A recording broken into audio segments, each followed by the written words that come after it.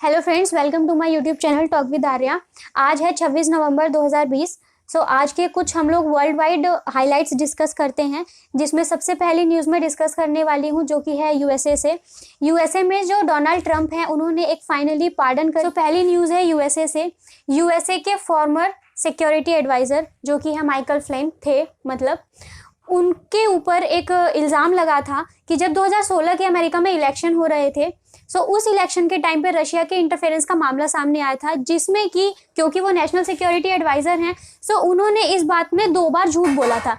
यानी इस total matter में ये जो रशिया का इंटरफेरेंस का मामला सामने आ रहा था यूएस के 2016 के इलेक्शन में, उसमें माइकल फ्लिन ने 2 बार झूठ बोला था। उनके ऊपर ये एक मतलब मुकदमा चल रहा था, जिसके ऊपर फाइनल ट्रंप ने उनको पार्डन यानी माफ़ी दे दी है।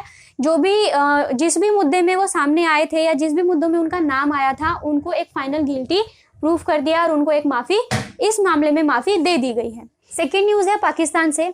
बेनज़ीर भुट्टो जो कि 2 बार प्रेसिडेंट रही हैं पाकिस्तान की, उनके बेटे बिलावल भुट्टो जो कि इस टाइम पे चीफ हैं पाकिस्तान पीपल्स पार्टी के, उन्होंने खुद ही ये बात ट्वीट करी है कि वो कोविड पॉजिटिव पाए गए हैं माइल्ड सिम्टम्स के साथ, उन्होंने खुद को आइसोलेट किया है।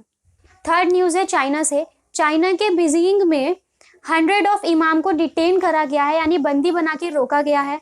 वहाँ में उइगर्स को उनके साथ ऐसा क्यों हो रहा है, इसके पीछे पास्ट से ही कुछ रीज़न चला आ रहा है। सबसे पहले बात करें कि उइगर होते कौन है, तो वो टर्किश पीपल हैं। टर्किश की एक जो माइनॉरिटी ग्रुप हम उन्हें मान सकते हैं, जो नंबर में कम है, मतलब उनके नंबर ऑफ पीपल कम है, उनको वहाँ पे परेशान किया जा रहा है। इनफैक्ट वहाँ से एक स्टेटमेंट भी आई है कि वहाँ पे जो लोग हैं वो बोल रहे हैं कि उन्हें अब वहाँ पे मरने से डर लग रहा है, क्योंकि उनकी देखरेख करने वाला कोई नहीं है। वो मेनली नॉर्थ वेस्ट चाइना के पार्ट में रहते हैं, जो नॉर्थ वेस्ट चाइना में जो वहाँ पे उसकी मेन सिटी है शिनजियांग, वहाँ पर इस तरीके से उनके साथ इस तरीके से बिहेव हो रहा है और उनको वहाँ पे डिटेन करके रख लिया गया है, जिसके वजह से वहाँ का जो एनवायरनमेंट है वो बहुत ज़्यादा नेगेटिव हो गया है, बहुत ज़्यादा नेगेटिविटी फैल गई है और उनके अंदर एक तरीके का फियर डेवलप हो चुका है कि शायद उनको मार दिया जाएगा या वो मर जाएंगे, तो मरने के बाद उनकी देखरेख, मतलब मरने के बाद उनकी कोई वो भी नहीं कर पाएगा जो रिचुअल्स होते हैं जो फ्यूनरल में होता है। इस तरीके की स्टेटमेंट वहां से निकल के आ रही है। नेक्स्ट हाईलाइट है जापान से। चाइना के फॉरेन मिनिस्टर जब टोक्यो विजिट पर आए आज, तो जापान के जो पीएम हैं योशिहिदे सुगा, उनके ऑफिशियल जो रेसिडेंस है उसके बाहर में मंगोलियन, तिब्बतियन और उइगर, इन तीनों कम्युनिटी के लोगों ने मिलके उनके रेसिडेंस के बाहर बहुत ज़्यादा प्रोटेस्ट किया। उनके ये प्रोटेस्ट, इन तीनों कम्युनिटी के उनके ऑफिशियल रेसिडेंस के बाहर प्रोटेस्ट करने के कई रीजंस थे।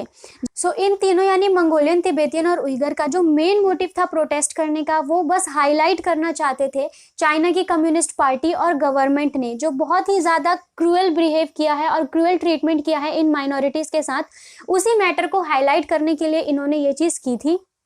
इनके प्रोटेस्ट करने के बेसिकली रीज़न क्या थे? मंगोलियन प्रोटेस्ट कर रहे हैं क्योंकि चाइनीज़ की जो कम्युनिस्ट पार्टी है उन्होंने मंगोलिया के इनर पार्ट में चाइनीज़ लैंग्वेज ज़बरदस्ती इम्पोज कर दी थी, जो कि बहुत ज़्यादा गलत है। शिनजियांग के उइगर में वहाँ पे क्या था, लेबर कैंप्स में लेबर के साथ बहुत ही ज़्यादा हार्श ट्रीटमेंट किया जा रहा था, उन्हें बहुत ज़्यादा हार्श पनिशमेंट दी जा रही थी बिना किसी वजह के।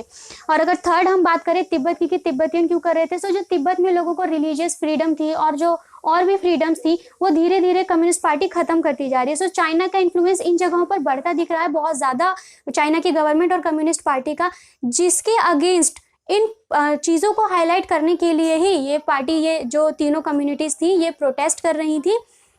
अब देखते हैं इनके प्रोटेस्ट का आगे क्या रिजल्ट होता है, वो अब कल की हाईलाइट्स में देखेंगे। आज 26 नवंबर 2020 की हाईलाइट्स में इतना ही, बाकी देखते हैं कल और क्या क्या होता है। मैं आऊँगी फिर न्यू अपडेट्स के साथ, तब तक के लिए थैंक यू।